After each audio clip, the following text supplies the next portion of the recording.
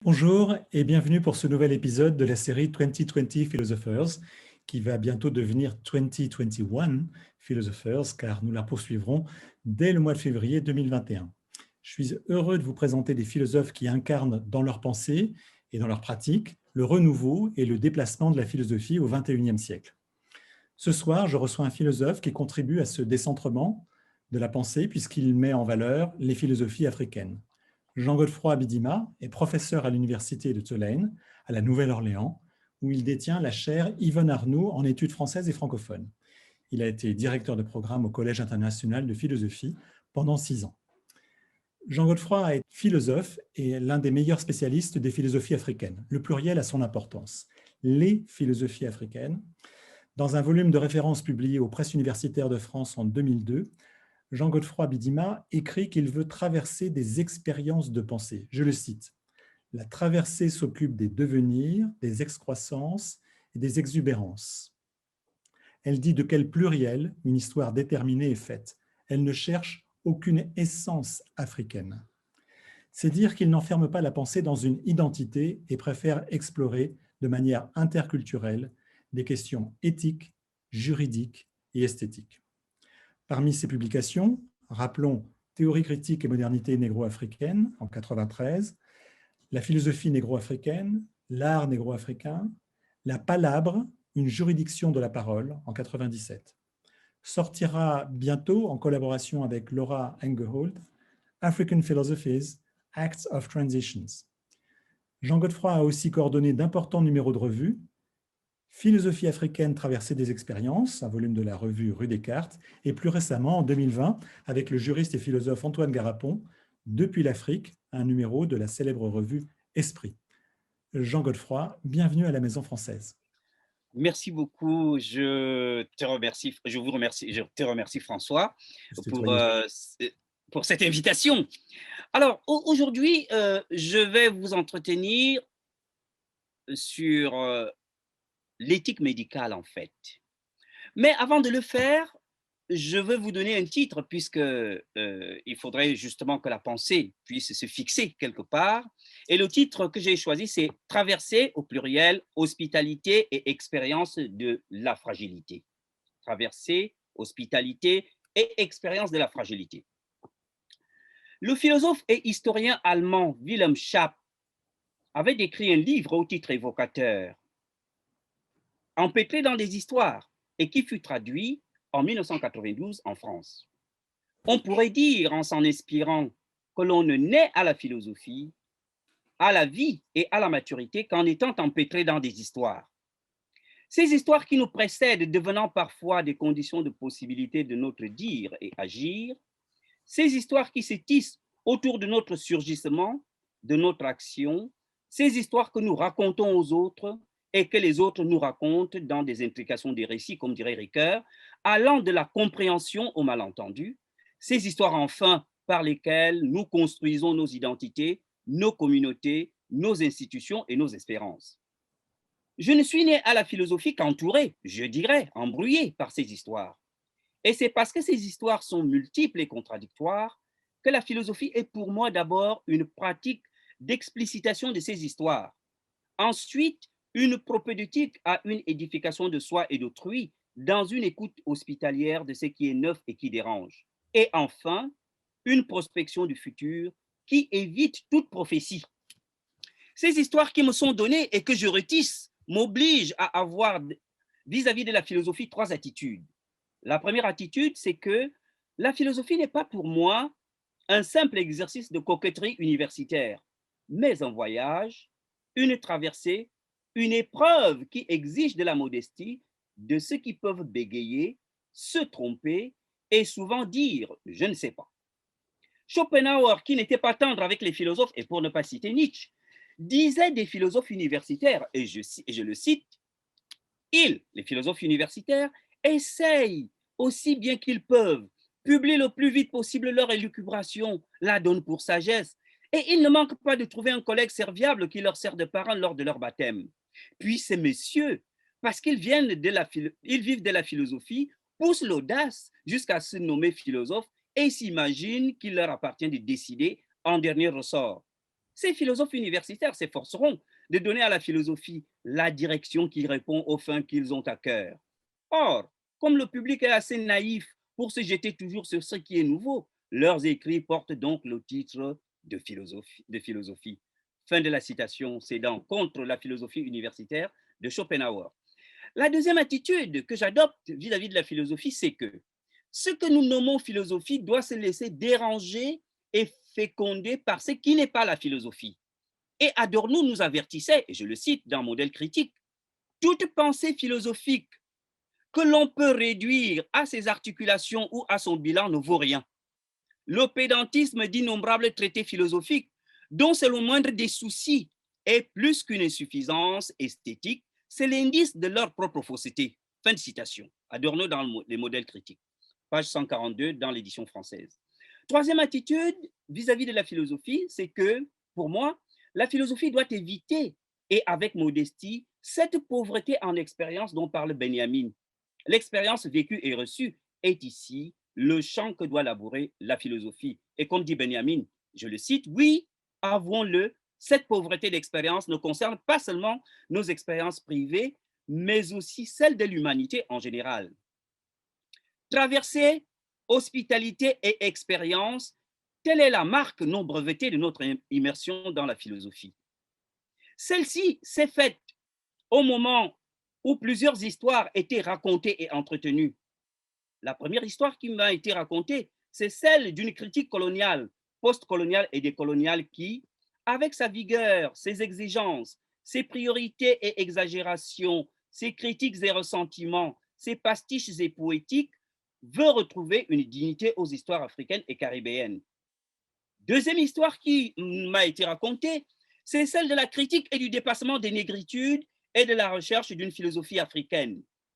Troisième histoire qui m'a été racontée, celle du transfert des technologies dans les pays du Sud et de la revalorisation des savoirs et techniques endogènes.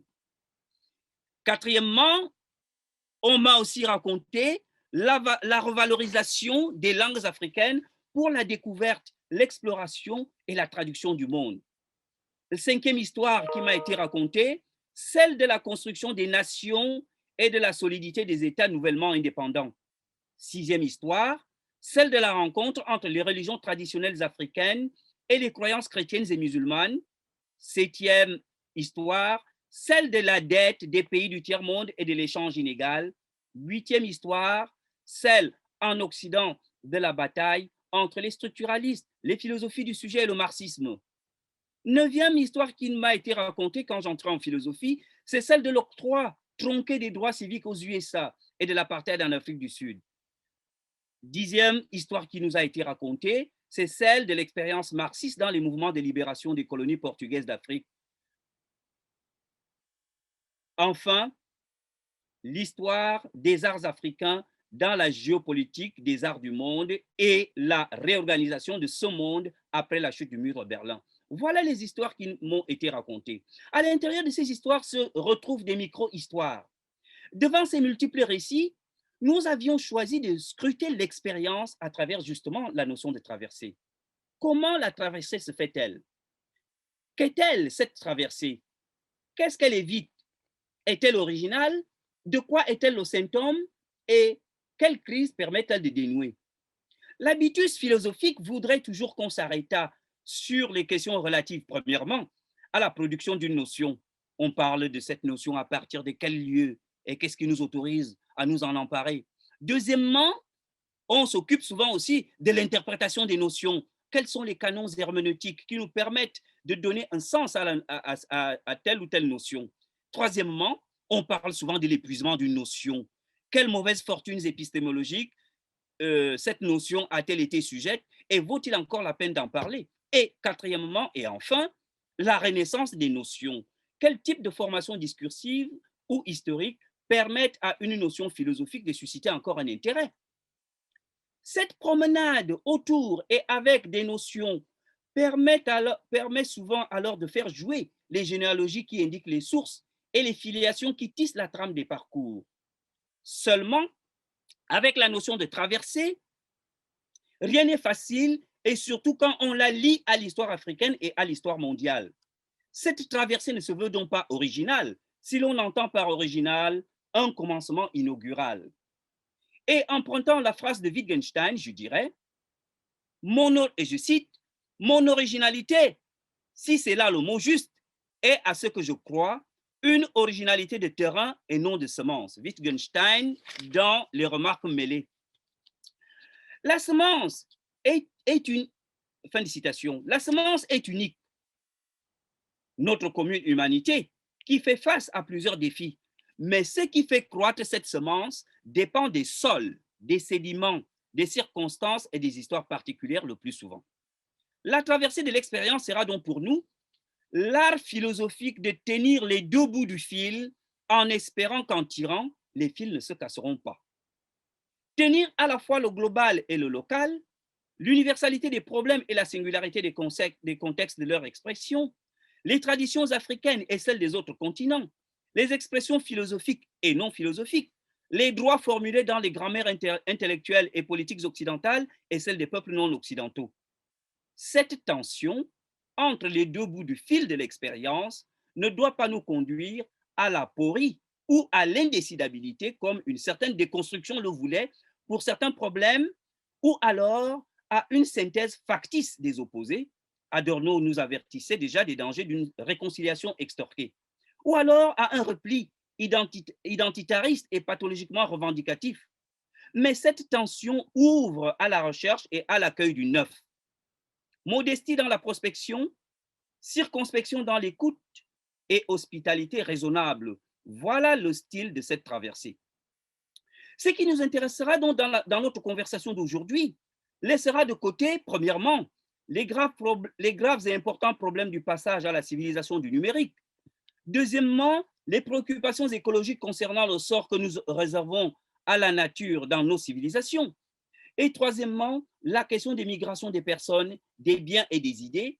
Et quatrièmement, enfin, les transformations de l'acte de travailler avec les nouvelles modalités d'exploitation de l'attention, comme le dirait Yves Citon. Ces questions importantes méritent des réflexions venant des penseurs du Sud.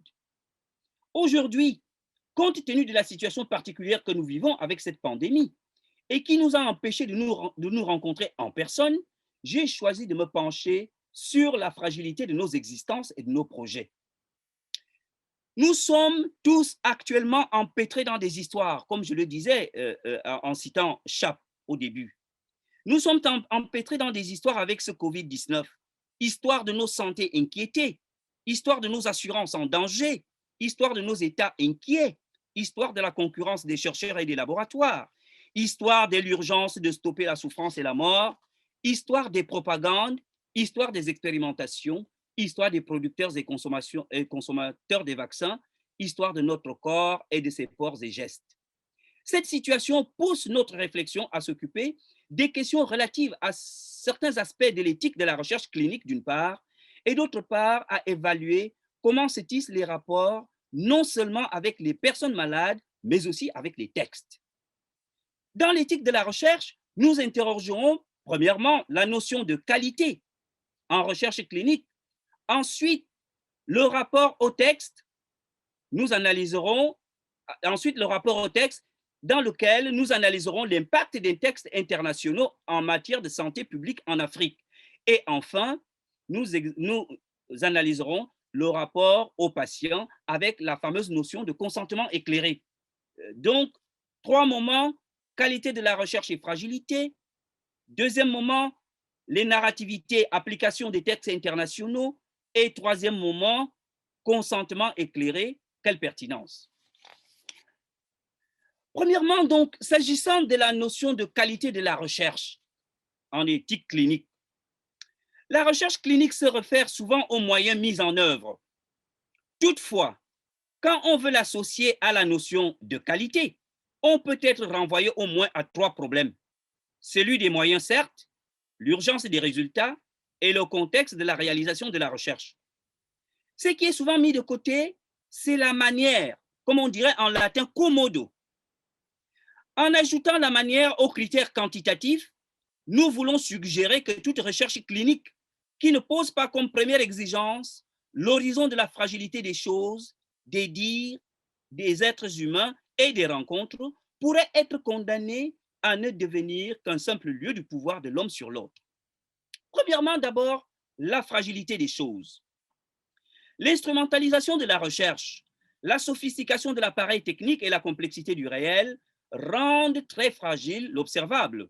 Ce dernier n'est pas donné a priori, il est souvent construit par le chercheur. Le réel observé ne se dérobe le plus souvent que pour livrer ses secrets au compte-gouttes. Quand il s'agit d'une maladie à traiter ou d'un remède à découvrir, ce jeu entre l'observation du chercheur et le réel qui se dérobe devient un problème. Donc, fragilité des choses. Deuxièmement, fragilité des dires. La recherche clinique tient un récit sur ses pratiques, procédures et résultats. Or, ce récit est coincé entre celui des malades, celui que la société tient et celui par lequel le droit croit légiférer. Et sur un plan plus fondamental, le récit de la recherche clinique est celui tenu sur la recherche clinique, d'un côté par les scientifiques pressés d'en découdre avec la maladie, et de l'autre par les philosophes, théologiens et moralistes si impatients d'utiliser leur lexique sentencieux. Tout cela rencontre l'absurdité de la mort, la constance de la maladie, la variabilité des cultures et surtout la révolte humaine. Ces deux réalités que l'on peut imaginer rendent tout discours et tout récit sur eux dérisoire. La fragilité de la rencontre, enfin. D'une rencontre, on ne peut préjuger sur sa réussite ou sur son échec. La maladie est une occasion de rencontre où la fugacité des regards, l'angoisse de la dégradation des corps, le bégaiement de la parole humaine, la douleur de la séparation et l'intensité de la révolte humaine semblent lancer à l'existence un cinglant pourquoi qui n'attend aucune réponse. La qualité de la recherche doit donc être abordée à travers l'horizon de la fragilité. Mais à vrai dire, qu'est-ce qu'on entend par qualité quand il s'agit de la santé dans les pays africains? Dans quelle mesure conjuguer la recherche clinique et la représentation que les Africains se font d'eux-mêmes dans le cadre des récits qu'ils tiennent sur les institutions de la santé? Définition de la qualité. Nous allons partir de ce que j'appelle des définitions fonctionnelles de la qualité. Dans un ouvrage publié par les soins de Yves Peggy, intitulé Management de la santé en qualité, Management de la santé en qualité, publié à Paris aux éditions AFNOR en l'an 2000, les auteurs distinguent 4 types de qualité qui sont présentés pour un établissement de santé. Premièrement, la qualité attendue, c'est-à-dire le niveau de qualité répondant aux besoins et attentes exprimés ou implicites des clients. Deuxièmement, la qualité prévue, promise ou voulue, niveau de qualité que l'établissement de santé souhaite atteindre compte tenu des attentes de ses patients. Qualité fournie ou offerte. Troisièmement, le niveau de qualité mis en œuvre par l'établissement de santé. Et enfin, quatrièmement, la qualité perçue, c'est-à-dire le niveau de qualité ressenti par le client. Et ils utilisent le terme client. Ces définitions de la qualité nous indiquent les niveaux de qualité sans nous préciser ce qu'est une qualité de soins. Parfois, il est dit que la qualité correspond à ce terme vague d'indicateur.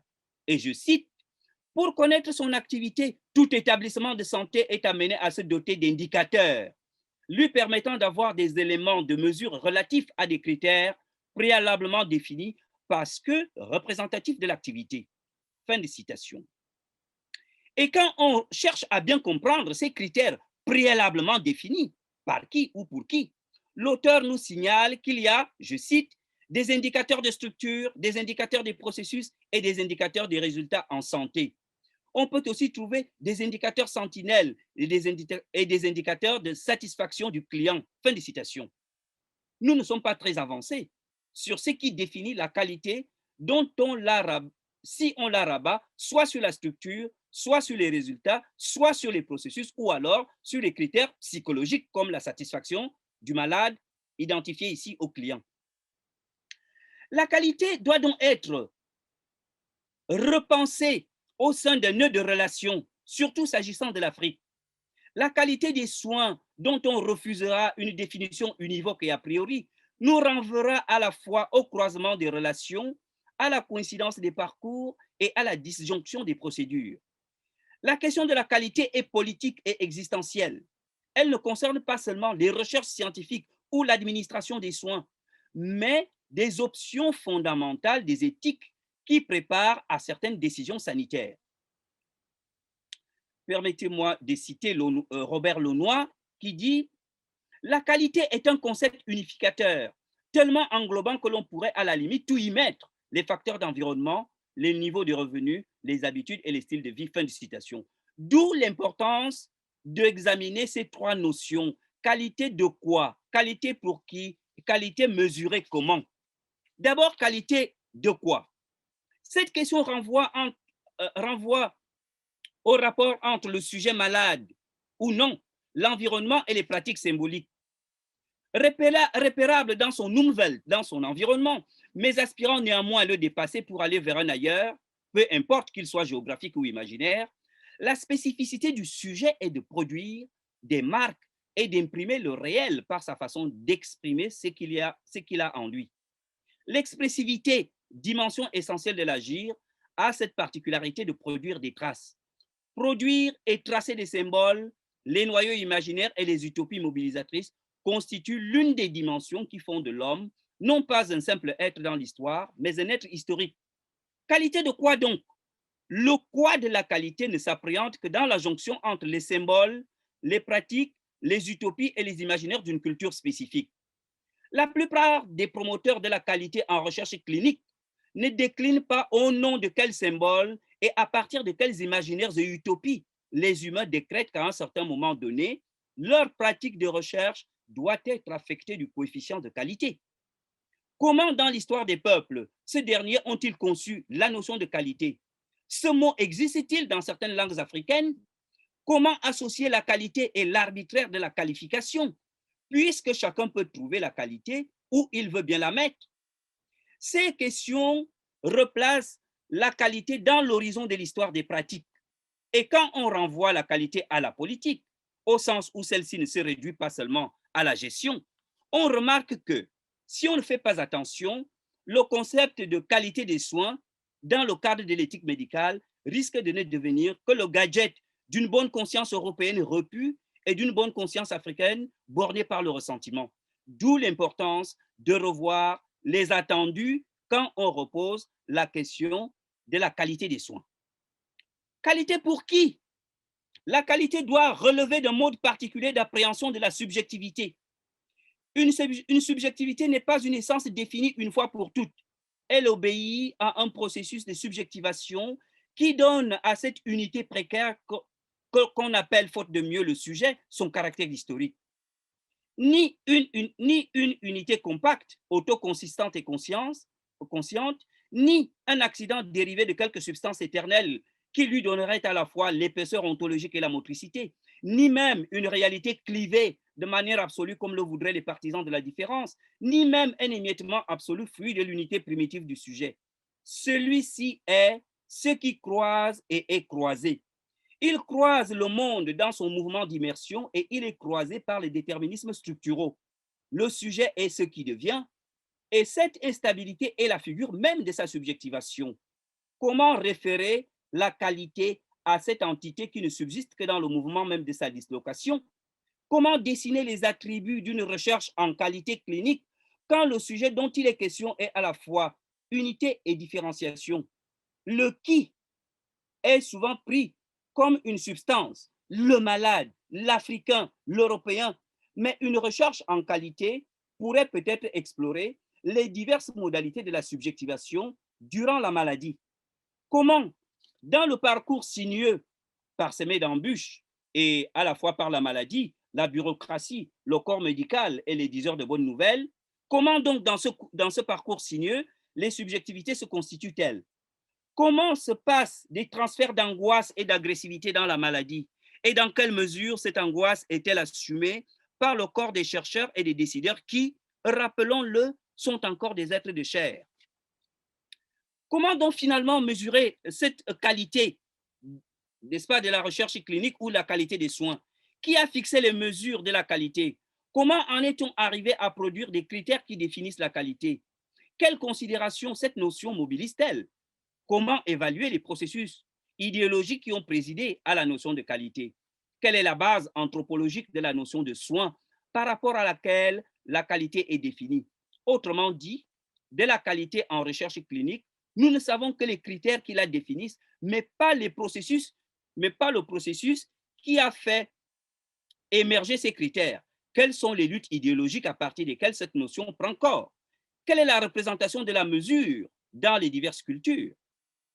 La mesure peut se concevoir comme ce qui renvoie à une ligne médiane, traçant à la fois les limites et les pourtours propres d'un corps. Relativement à une conduite, la mesure est ce qui tempère les ardeurs et ravive les tièdes. Elle se veut ce juste milieu dont le tracé est toujours très fluctuant. Quel rapport entretient l'acte de mesurer et la qualité avec le temps?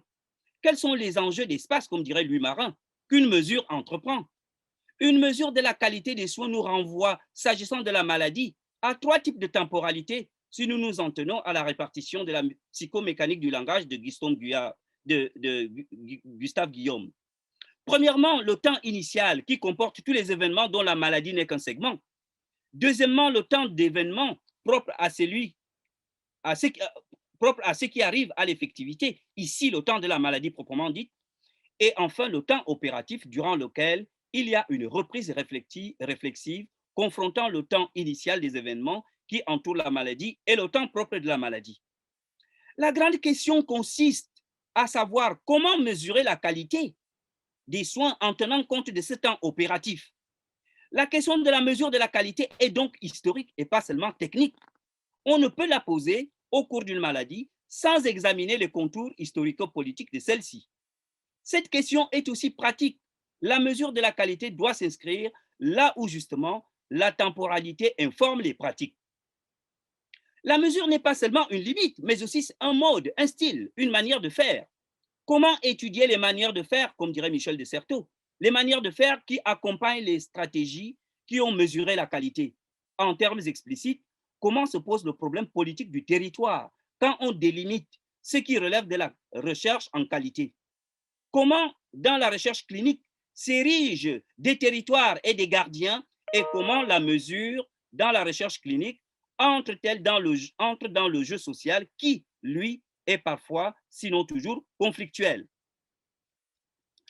La qualité devrait peut-être être tirée de l'expérience vécue des personnes et éviter d'être définie a priori par des critères hypostasiants. Car, après tout, le soin n'est pas seulement une affaire de simple structure, mais aussi une affaire de ce rapport intersubjectif qui s'installe entre 2 regards, 2 soupirs et 2 larmes de joie ou de peine. Le philosophe Jean-Michel Palmier, atteint d'un cancer et qui fut amené à se trouver dans un service de soins palliatifs, montre comment un sourire ou un propos déplacé pourrait participer de la qualité, non pas de la recherche clinique en tant que telle, mais du rapport de soins entre le soignant et le soigné. 2 scènes racontées par Palmier, et je le cite, dans l'un de ses livres, Fragments sur la vie mutilée, un livre qui a été publié de manière posthume aux éditions Sens et Tonka. Alors, Jean-Michel Palmier dit, je le cite, « Une infirmière spécialement peu aimable rentre dans ma chambre chaque matin sans même me dire bonjour. J'accentue mon bonjour et lui demande comment ça va. Elle me regarde, interloquée, et me répond, « Mais c'est vous le patient, ce n'est pas moi. » Fin de citation. Ce manque d'urbanité ou d'humanité qui est souvent manifesté par le corps médical devrait être ajouté à la liste des obstacles qui empêchent la bonne application de la qualité en recherche clinique. Une autre expérience relatée par ce même philosophe témoigne du manque de délicatesse de certains membres du corps médical. Et je cite Palmier, « Depuis mon retour de l'Hôtel Dieu, je cherche à me retrouver des repères, de petites choses qui balisent l'existence, qui permettent de retrouver un visage familier. La chef de clinique, lors de la visite médicale inévitable du mardi matin, me fait sentir que son plus cher désir est de me voir ailleurs. Curieux univers que ce monde médical, frappé souvent par leur brusquerie et leur absence complète de psychologie, sauf chez le professeur D, dont le sourire, l'amabilité exercent une incontestable séduction. » Fin de citation. Comment donc mesurer la qualité? Je réponds avec le non mesurable, à savoir la manière de faire qu'incarne un sourire, un soupir ou un regard qui constitue l'expérience humaine. Autrement dit, la qualité de la recherche, la qualité de la recherche ne peut faire l'économie de la relation et de l'action des hommes. Deuxième moment qui nous intéresse dans cette conversation, c'est l'application des textes internationaux, d'éthique médicale en Afrique. Et je l'intitule « Des narrativités, application des textes internationaux en éthique médicale en Afrique ». Les Africains ont au moins deux attitudes quand il s'agit de la réception des récits des éthiques qui leur viennent des textes dits internationaux. Il y a d'abord le refus d'une grande narrativité surplombante, ce refus ayant pour conséquence le danger de l'ethnocentrisme et du provincialisme. Ensuite, nous avons des partisans de l'application intégrale des textes et des normes internationaux, avec comme danger la promotion d'un universalisme abstrait qui néglige à la fois la singularité des sujets, la plasticité des récits et l'imprévisibilité des situations. Premièrement, le refus des narrativités surplombantes. La plupart des normes qui entourent le problème de la qualité des soins dans la recherche bioéthique, ces normes obéissent à un mouvement, la mise en forme qui est la mise en texte d'un récit. La mise en forme stylise, systématise et met en ordre une habitude ou une pratique avec ses questions et leurs réponses. La norme résulte de cette composition que les sujets et les communautés réalisent entre une situation, une urgence, des questions et des réponses manquées ou données. En rapport avec le temps, la norme est une mise à l'équerre. N'oublions pas que dans le latin médiéval, norma signifiait l'équerre. C'est une mise à l'équerre qui rappelle à la situation présente qu'une situation analogue s'est produite et que des cas futurs devront l'avoir pour guide ou miroir.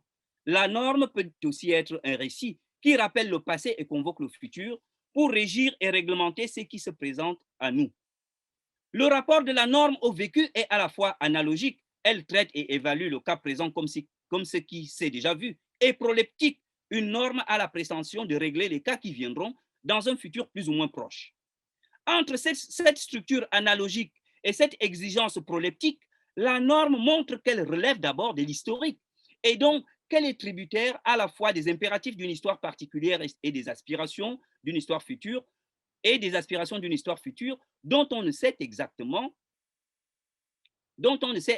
pas si elles obéiront encore à celles de l'histoire passée. Avec cette question de la norme émerge celle de coutume en Afrique. Si les normes éthiques dérivées des textes dits internationaux ne sont que des agencements et des prétentions au sens, et si finalement elles ne sont que des récits articulant à la fois leur finitude et leurs intrigues, comme dirait Ricoeur, on pourrait les rejeter d'abord au nom de la coutume dont elles viendraient atténuer l'efficacité et ternir l'éclat. Un texte international en matière d'éthique médicale est-il un fondement à partir duquel les relations de soins trouveront leur légitimation en Afrique? Et entre le fondement ainsi hypostasié, quelle est sa relation spécifique au fondé? Est-ce une simple dérivation ou un enrichissement qui montre la pauvreté et l'arbitraire de tout moment d'inscription et de la fondation? Quel est le statut de ces textes? N'oublions pas que status est déjà le participe passé de stare et qui désigne ce qui a été mis en position de tenir debout. Autrement dit, comment et en fonction de quelles exigences, urgences, ces textes internationaux apparaissent-ils si cohérents? Et pour les intégrer au regard des cultures particulières, quel canon herméneutique est privilégié? L'interprétation n'est pas libérée d'une certaine tendance à la domination.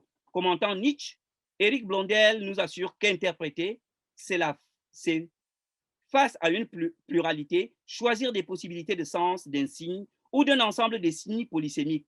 C'est à la fois livrer le signe à sa plurivocité et forcément abréger celle-ci. C'est libérer et dominer, se rendre maître par des exclusives. Fin de citation. La deuxième attitude relèverait d'un provincialisme qui ne refuse les universalismes que pour justifier de manière culturaliste les pratiques aussi dégradantes que l'esclavage et les castes. Tout en nous méfiant de l'absolutisation des universalismes, il faut aussi mettre en doute ces communautarismes qui brisent les singularités. Entre les particularismes et les universalismes, il faudrait peut-être faire attention aux singularités. Partir des situations particulières, déceler les moments singuliers et tirer des normes universalisables afin que, étant situé dans une culture, on rencontre l'humain dans sa généralité. Ce qui est en jeu ici, c'est le partage du commun, partage de la douleur, partage du doute et partage de l'angoisse. Une application de cette éthique qui tient compte de la singularité sera donc interrogée en Afrique à travers la fameuse notion de consentement éclairé. Troisième moment, et enfin, la notion de consentement éclairé, notion qui a été plus ou moins évoquée pendant la période du Covid-19, au moment où l'on a voulu que les Africains soient les premiers cobayes. On a dit, mais au fond, peut-être qu'on va faire ça avec un consentement éclairé. D'ailleurs, on parle maintenant, n'est-ce pas, de consentement négocié. Consentement éclairé, quelle pertinence? Tout acte médical appliqué sur un être humain requiert de celui-ci son consentement. Qu'est-ce que consentir?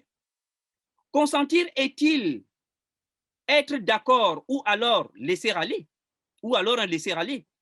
Le consentement est-il une adhésion active à une proposition ou alors abandon de soi dans une situation de maladie où la conjugaison de l'angoisse et de la lassitude confine le sujet à une démission?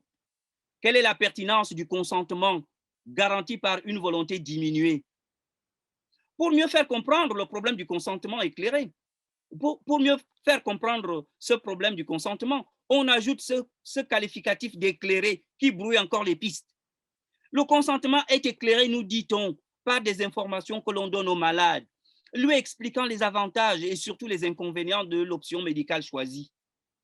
Dans cette aventure du consentement éclairé, 3 illusions pourraient au moins se glisser entre le médecin, le soignant en général, et le patient en Afrique.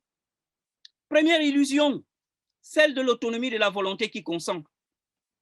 On postule qu'il est un sujet libre, autonome, qui se donne sa loi, autoréférentielle. Il est la référence fondatrice sans laquelle le disciple ne peut se concevoir. Ce qu'on oublie souvent, c'est, au lieu de s'en tenir à l'autonomie supposée de celui qui accepte, c'est de montrer que dans l'acte de consentir, la volonté n'exerce pas sa liberté, mais se débat dans des possibles où les affects et les chaînes de raison alternent, se confondent, se distinguent et se démarquent. Ensuite, en croyant que le consensus dit éclairé recevra une réponse de quelqu'un de responsable, en croyant que le jeu de l'offre et de la réponse est linéaire, il va du corps médical au patient, bi-univoque, on est dans l'illusion de la transparence du langage. A-t-on examiné les variantes culturelles quand quelqu'un consent? Dans certaines cultures africaines, on ne peut exprimer le refus en face à celui qui a une autorité. On exprime le refus en n'exécutant pas ce qui nous est ordonné. Mais formellement, on accepte afin que l'autorité ne perde pas la face. Il s'agit d'une question d'honneur. Le soignant est une autorité. Et quand un malade africain lui donne son consentement, qu'est-ce que cela signifie? S'agit-il d'un engagement ou d'une simple politesse? Autrement dit, dans le consentement éclairé, il ne faut pas s'arrêter à la dimension illocutoire de l'interaction entre le soignant proposant et le patient acceptant. Il serait judicieux de procéder à une herméneutique culturelle des formes d'adhésion. Que signifie adhérer à une décision dans les cultures humaines? Et comment se conjugue dans l'acte d'adhésion et d'acquiescement l'implicite, la présupposition, les transferts de sens, les jeux de miroir et les jeux de miroir qui s'instaurent dans le commerce langagier? Troisième illusion, enfin, pourrait surgir l'illusion d'un consensus non dialectique. Quand un malade accepte un traitement, il se crée entre lui et le soignant un accord sur la stratégie à suivre. Cet accord revêt le caractère d'un consensus. En effet, on croit que ce consensus est une convergence de sens et d'opinion. Le consensus, qu'il soit obtenu à l'issue d'une discussion où chaque argument ayant la prétention à la validité doit présenter ses lettres de créance, Habermas, ou recueilli au terme d'un rapport d'autorité ou de séduction, le consensus suppose toujours un arrêt, un repos après un mouvement ou un trajet quelconque. On dit d'ailleurs, on est parvenu à un consensus. Une position commune a été arrêtée. C'est justement ce consensus comme arrêt qui est une pure illusion. Le consensus est toujours en voie d'abolition aussitôt constitué, raison pour laquelle les actes de langage comme la signature et le serment essaient de conjurer cette dislocation rampante du consensus. Le consensus se veut donc toujours conflictuel, comme dirait Paul Ricoeur, dans la mesure où il n'est pas exempt de rebondissements. Que vaut donc un consensus résultant d'un consentement éclairé ayant une position si ténue? Pour mieux marquer cet équilibre fragile du consentement, fut-il éclairé par l'information, les Bétis du Sud Cameroun ont une boutade pour dire oui, tout simplement. Ils disent mot à mot, nous avons une même voix avec des gorges différentes. Une même voix, consensus, consentement. Mais le consentement se contredit aussitôt en ajoutant que la gorge par où passe l'émission des sons ne peut consentir à cette unité. Une même voix avec des gorges différentes. Il y a donc toujours la possibilité d'un désaccord au sein même de la formulation d'un accord. Par exemple, quand un malade béti accepte un traitement ou quand il signe un consentement éclairé, que veut dire ce consentement? Dans la manière interculturelle de penser le consentement éclairé, il faut tenir compte de la dimension du malentendu dans la très attendue adhésion à un traitement. Dès lors, comment entrevoir, entretenir et négocier ce que j'appellerais un dissensus éclairé dans un traitement? Comment le dissensus, constitutif de toute interaction symbolique, et le langage en est une, nourrit, féconde et accompagne le consensus issu du consentement éclairé? Comment évaluer ce consentement dans les sociétés qui ont une autre forme de rapport à l'autorité et à la transcendance? En conclusion, je ferai appel à ce que la traversée ferait appel à ce qu'on pourrait appeler de manière vague la sollicitude. À la solitude qui habite l'homme souffrant pourrait répondre la sollicitude de celui qui soigne.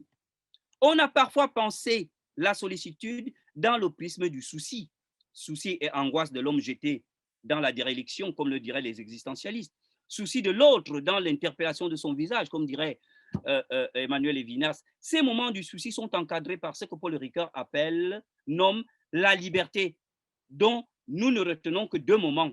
D'abord, l'estime de soi, moment de l'attestation, qui n'est pas à confondre avec cette considération démesurée de soi qu'est le narcissisme. Ensuite, la sollicitude impliquerait une situation dialogale. Et je finirai par ce dialogue qui s'appelle la palabre. La sollicitude est justement le lieu de la grande palabre. La palabre à la fois dit et retranche, donne et couvre et ouvre. La palabre est justement ce qui donne à l'être humain sa capacité de dire je. Je vous remercie. Merci beaucoup, Jean-Godefroy. Merci. On va maintenant peut-être passer à la conversation, au dialogue. Bien sûr. Et merci d'avoir à ce point axé ta recherche sur à la fois l'éthique médicale, sur les situations africaines et l'actualité, parce que ce que tu évoques est au cœur de ce qu'on est en train de vivre là, avec la question de l'expérimentation médicale, la question du remède, la question du consentement. Et j'ai plusieurs questions à te poser là-dessus. Au début de ton intervention, tu as dit, en parlant des différents récits dont on a entendu qu'il y avait aussi la déconstruction, que tu as entendu et qui ont formé ton arrivée dans la philosophie, qu'au fond, tu ne voulais pas en rester à l'indécidabilité et que, au fond, on sent que ton approche n'est ni celle de l'indécidable, ni celle d'un scepticisme généralisé, ni celle d'un relativisme. Donc, au fond, au bout de cette analyse des différentes narrations, des malentendus, des abus aussi, que peut être pour toi, sinon un modèle, en tout cas la voie d'un dissensus éclairé? J'aime bien cette expression, un dissensus éclairé. C'est assez beau. Est-ce que tu pourrais préciser un petit peu ce que tu entends par là? Euh, j'ai commencé par évoquer des multiples récits qui ont tissé la trame de mon parcours philosophique.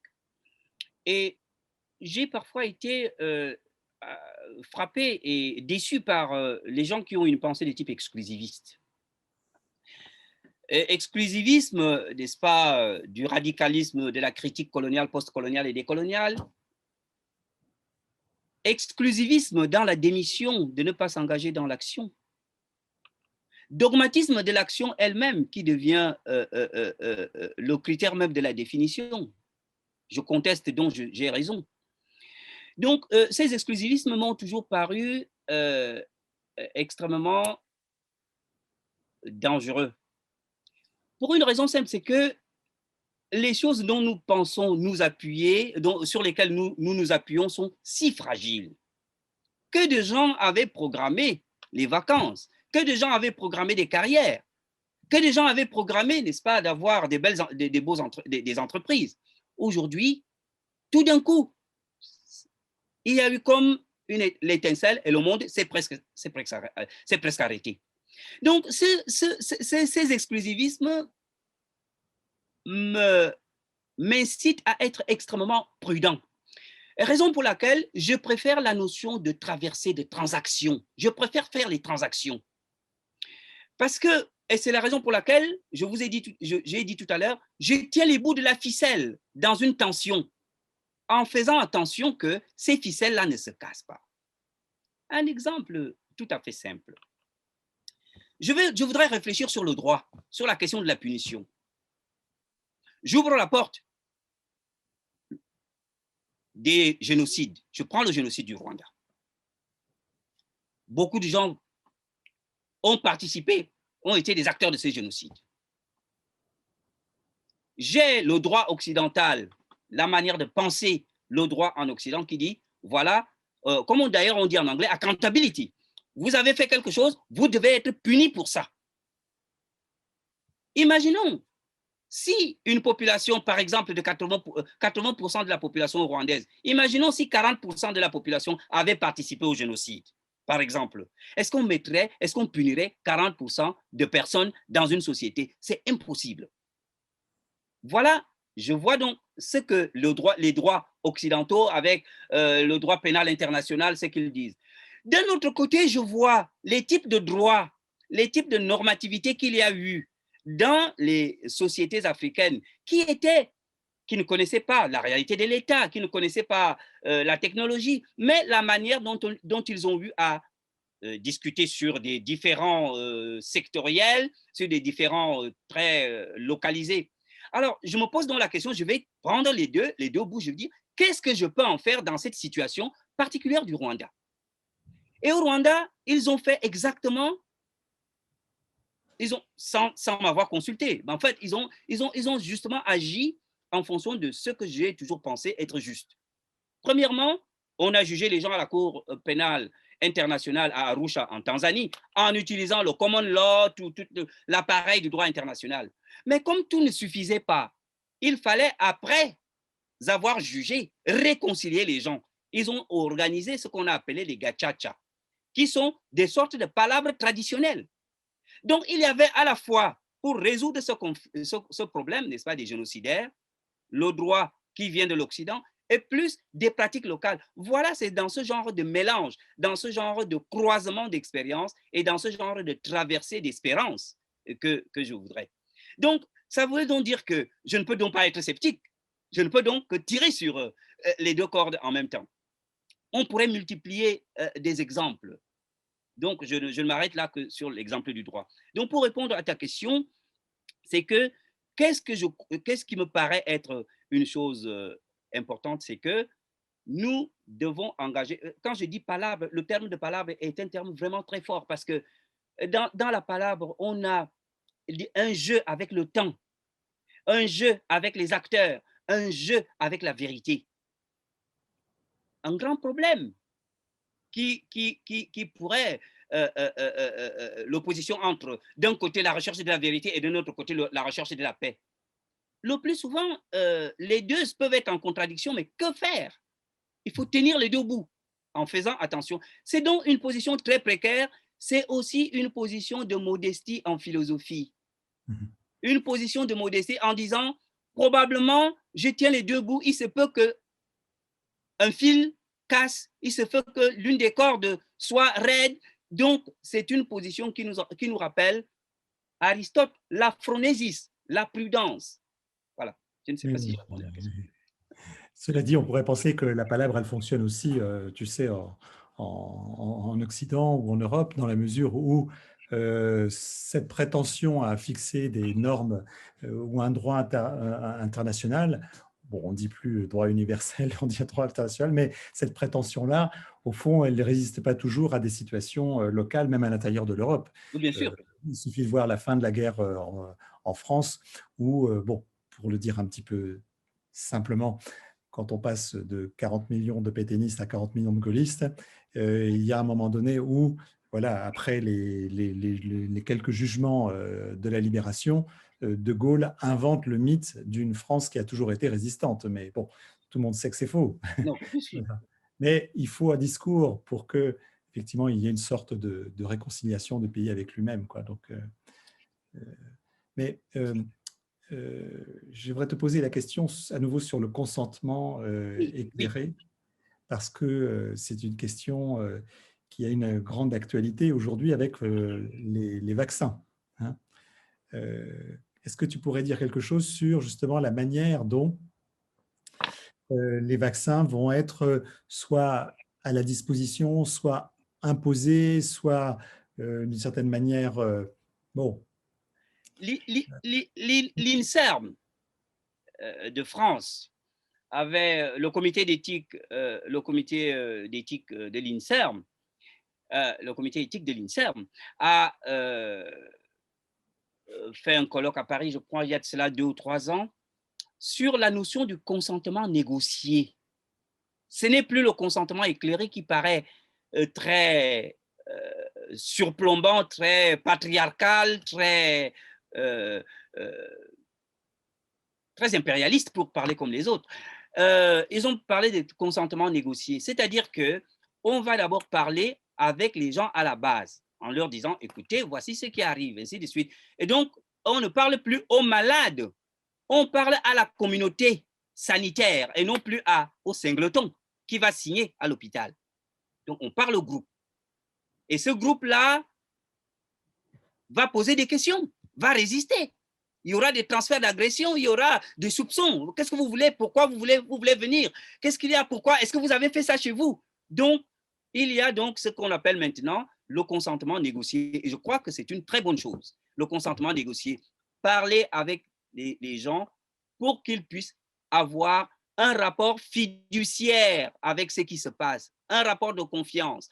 Parce que il y a eu des histoires en Afrique qui ont été racontées. Par exemple, dans les années 1924, on avait utilisé les tirailleurs sénégalais en France et on leur a injecté le BCG. Et il y a eu pas mal de morts. Et le rôle souvent ambigu pendant la période coloniale de l'Institut Pasteur, pendant les vaccinations. Donc, les populations en Afrique ont cultivait une espèce de méfiance vis-à-vis de l'hôpital, qui a souvent été vu comme un instrument colonial, en fait.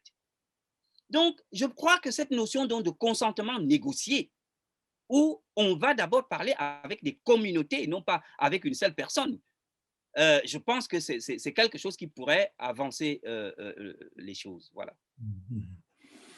Le but de cette série, c'est de présenter aussi un autoportrait philosophique et de parler un petit peu d'un parcours.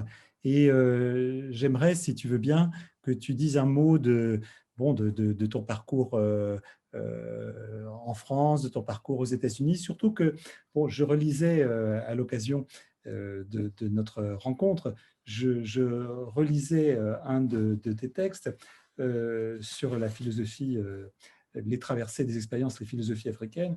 Et bon, tu avais quelquefois des propos assez vifs sur les Américains, sur la pratique de la philosophie américaine, sur les African Studies.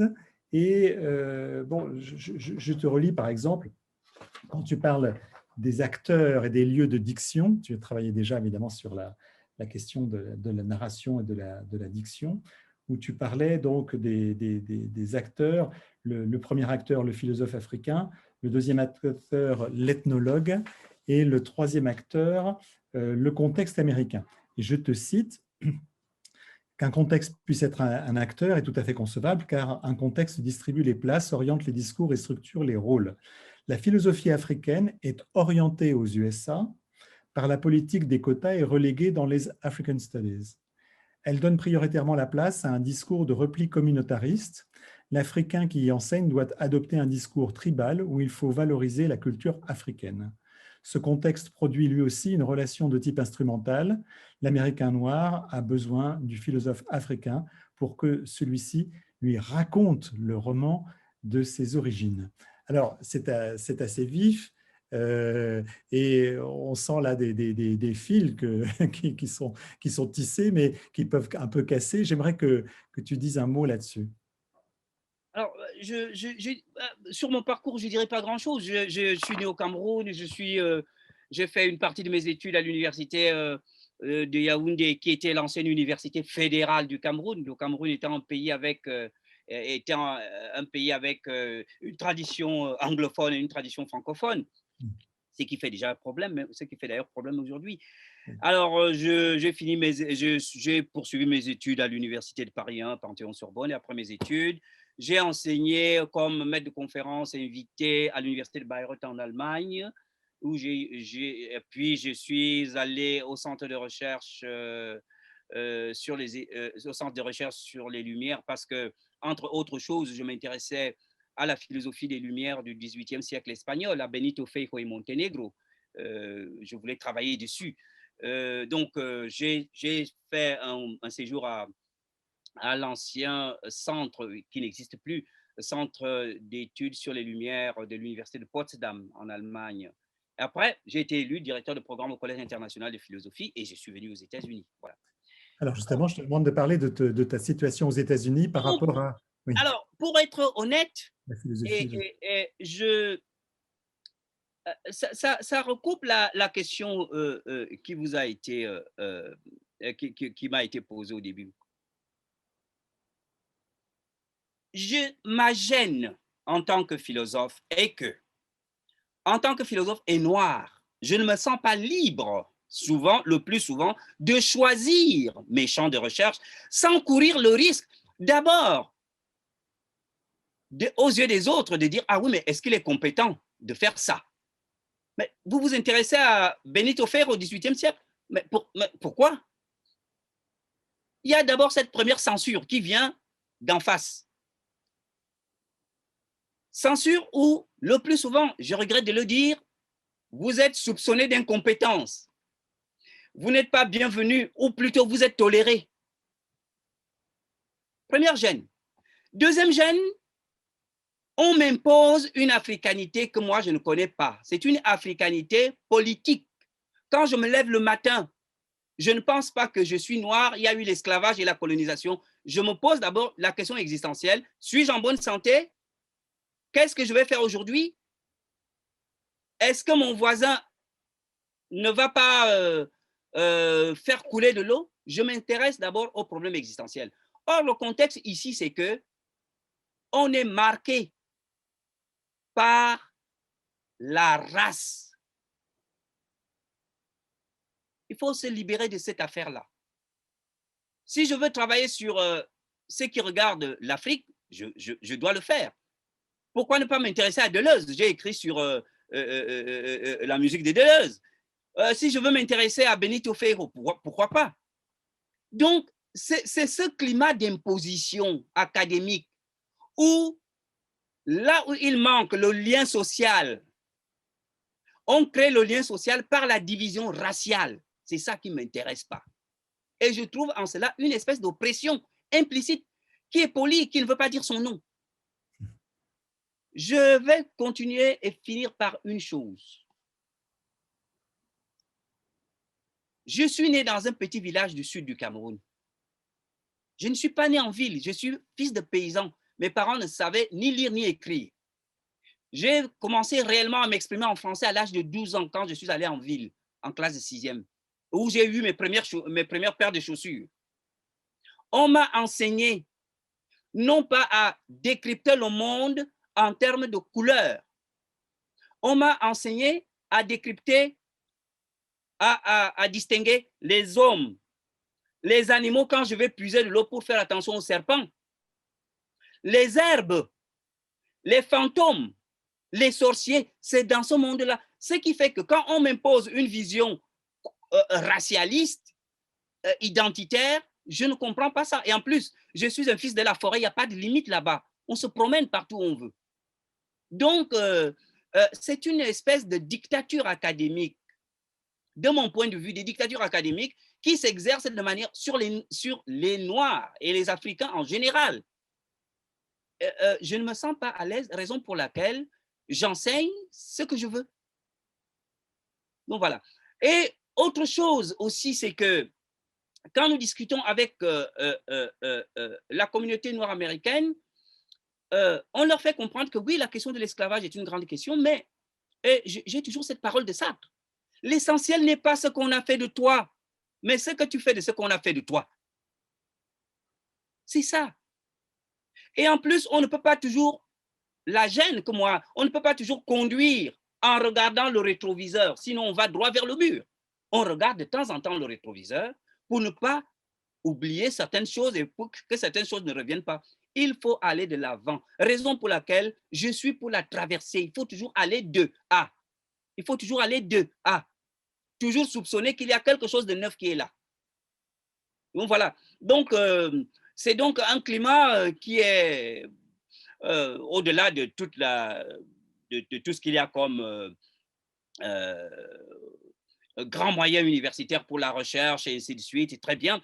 Mais la question sur la position de l'Africain que je suis, je me sens mal à l'aise dans ce type de, ce que je nomme une dictature implicite, mais qui n'est pas imposée, mais sollicitée, orientée. Voilà. Et est-ce que c'est très différent de la France, de la situation en France? Je voudrais vraiment être honnête. La France vit dans un grand déni. La France a un grand discours. La France a une grande histoire, bien sûr. Et nous avons une grande histoire commune, nous d'Afrique francophone, avec la France. Mais pour dire la vérité, les intellectuels français ont exactement vis-à-vis de nous, ils nous tolèrent. On peut nous citer une ou deux fois, mais ces gens-là n'ont pas une attitude d'hospitalité, de dire que nous aussi, nous pouvons leur apporter quelque chose. Ils ont, n'est-ce pas, comment dirais-je ça? Ils ont des rentes viagères, grandes écoles.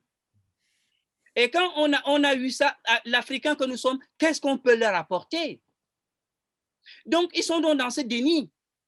Et le plus souvent, les Africains ne sont reconnus que quand ils sont arrivés ici aux États-Unis. En ce moment-là, les mêmes Français ont dit « Ah, tel ».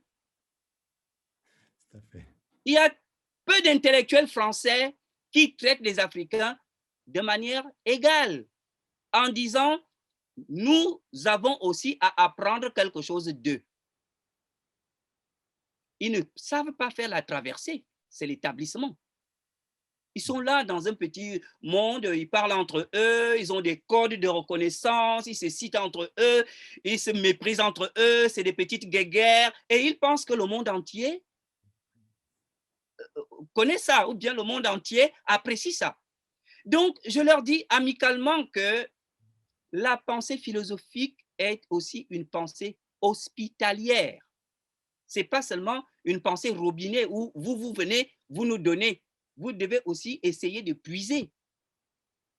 Parce que ce monde est un monde commun qui nous appartient tous. Et vous devez ouvrir, ouvrez le livre du monde. Prenez partout. Y compris en Afrique. Alors, l'Afrique, la littérature, oui, d'accord, oui, mais enfin, oui. L'ethnologie, peut-être, oui, oui, après tout, pourquoi pas, il y a eu Balandier. Après tout, oui. La philosophie, alors qui est là-bas bon, peut-être Untonji, oui, mais Untonji, il était à l'école normale supérieure chez nous. Enfin, il a agrégé quand même. Donc, c'est ça le petit esprit là-bas. Et puis, ils font les fanfarons à la télé, ils ont la réponse à tout, et ainsi de suite. Bon, moi, je ne veux pas les critiquer. François, c'est toi qui m'as posé la question, et je me dois de répondre de manière honnête. C'est un délice de t'écouter, tellement c'est juste, tellement c'est vraiment accurate, vraiment. C'est bien. Tu sais, je vais te raconter une petite anecdote que je raconte publiquement, donc, mais qui nous rappellera le temps où nous sommes croisés au Collège international de philosophie. Parce que pour moi, ce volume que tu as fait est très important. C'est un volume de référence et qui fait beaucoup réfléchir. Ce volume, c'était le volume Oui. Rue Descartes. Voilà. Et je dois te dire, je ne sais pas si tu le savais, qu'à l'époque, bon, pour différentes raisons, on a eu un conflit pour choisir un volume. On devait choisir entre deux volumes et on ne pouvait pas publier les deux volumes de la revue. Et il y avait un volume qui était consacré aux archives, dans lequel il y avait des grands noms, Derrida, etc. Enfin bref. Et puis ce volume sur les philosophies africaines, quoi. Et donc, bon, malheureusement, il a fallu choisir. Et donc, moi, j'ai considéré que le collège avait un rôle à jouer, collège international donc de philosophie. Et de fait, je suis très heureux et très fier même que ce livre soit paru. Mais franchement, j'ai reçu presque des insultes d'avoir osé renoncer à l'autre volume qui, bon, était sans doute bien sûr intéressant, mais n'était un commentaire du commentaire de Derrida, etc. Bon. Et donc, c'était assez révélateur du fait que, au fond, une assemblée de personnes, bon, quand même généralement très à gauche, voilà, dans les faits, dans la pratique, comme si souvent, au moment où on est dans la pratique, là, les grandes déclarations, elles tombent dans l'auto-reconnaissance d'un petit milieu. Et ce que tu as décrit, je le confirme tout à fait. Voilà. Donc, bon, alors voilà ce qu'on peut comparer avec la France. Donc, voilà, un petit peu. Oui. Jean-Godefroy, donc est-ce que tu peux juste, on peut terminer sur, au fond, pour toi, quelles sont au XXIe siècle les missions pour toi, les perspectives de la philosophie au XXe siècle. Et j'ai quand même une question qui est arrivée. Vous sentez-vous plus libre d'être philosophiquement vous-même aux États-Unis ou en France? Pour dire la vérité, ma liberté ne se négocie pas en fonction des lieux, ça se négocie en fonction de ma propre conscience. Que je sois en France ou aux États-Unis, j'essaie d'agir comme je l'entends, de ne jamais me laisser enfermer dans une boîte, de ne jamais me laisser enfermer dans une étiquette, d'essayer de chercher ce qui est humain, et de puiser dans toutes les expériences du monde. Je suis pour écrire le livre sur la palabre, j'ai dû lire ce qui se passe au Japon. On appelle ça le ringezei. Comment on fait la palabre dans l'entreprise. Donc, si j'ai un problème d'expérience à résoudre, j'ouvre le livre du monde et je puise où je veux. Donc, je ne me sens ni libre ni en France ni ici. Je fais ce que me recommande ma conscience. C'est tout. D'accord. Alors, est-ce que tu pourrais terminer en disant pour toi, quelles sont pour toi les tâches de la philosophie au XXIe siècle, telles que tu les envisages dans ton travail? Euh, la première tâche de la philosophie, c'est d'abord, on le dit le plus souvent, c'est d'abord de sortir du monde académique afin d'embrasser le vrai, le réel. Le réel, avec son caractère retors, son caractère brutal, et de s'immerger là, de quitter cette position du reste très confortable, où l'on brasse les concepts, où l'on donne des préceptes, où l'on demande aux autres ce qu'il faut faire, on doit, il faut, il n'y a qu'à. Vraiment d'entrer dans le monde. Et je pense que la philosophie, en entrant dans le monde, va avoir la modestie des problèmes du monde, parce que les problèmes du monde sont extrêmement graves. Première chose, entrer dans le monde et quitter le monde académique uniquement. Le monde académique peut être comme un lieu d'émission, mais le lieu d'expression doit être dans le monde. Pas pour imposer, mais pour apprendre la pensée hospitalière. Raison pour laquelle, au début de mon intervention, j'ai dit la philosophie doit se laisser déranger par ce qui n'est pas philosophique, en citant Adorno. Premièrement, la pensée doit être une pensée hospitalière. Deuxièmement, conjurer la violence. La violence ne peut pas finir. Mais Horkheimer avait une image terrible. Il disait de la violence, il avait l'image de l'escargot qui passe. Nous sommes comme l'escargot qui passe. Et quand on entend le moindre bruit, on rentre les antennes parce qu'on a peur de la violence. Mais cet escargot ne sait pas qu'il y a le pied de l'homme qu'il n'a pas prévu et qui peut se poser sur sa tête. Sur sa coque. Raison pour laquelle les nouvelles formes de violence que nous ne connaissons pas, les philosophes doivent travailler à avoir des perspectives pour essayer de proposer quelque chose sur les formes de violence. Hospitalité, exploration des nouvelles formes de violence. Troisième chose que les philosophes doivent faire, et qui se fait déjà beaucoup, c'est cette question de ce patrimoine commun que nous avons, à savoir la nature. Je suis allé au Cameroun, chez moi, dans mon petit village en Foumassi, à 80 km à l'est de Yaoundé. La rivière, là où je me lavais étant écolier, n'existe plus. J'ai demandé à mon frère, mais qu'est-ce qui s'est passé? Il dit, ah, c'est devenu sec. Donc, nous devons vraiment faire un effort, la philosophie, nous devons, avec les autres, et les pouvoirs politiques, scientifiques, nous atteler à donner des réponses à cette question du devenir de notre terre. Donc, voilà à peu près les trois questions, comme ça, je le dis comme ça sans trop y réfléchir, c'est pas s'immerger dans le réel, l'hospitalité et la question de la nature. Voilà. Merci beaucoup, Jean Godefroy. Mais c'est moi qui te remercie, François, pour ton amitié et pour tout le reste. Voilà.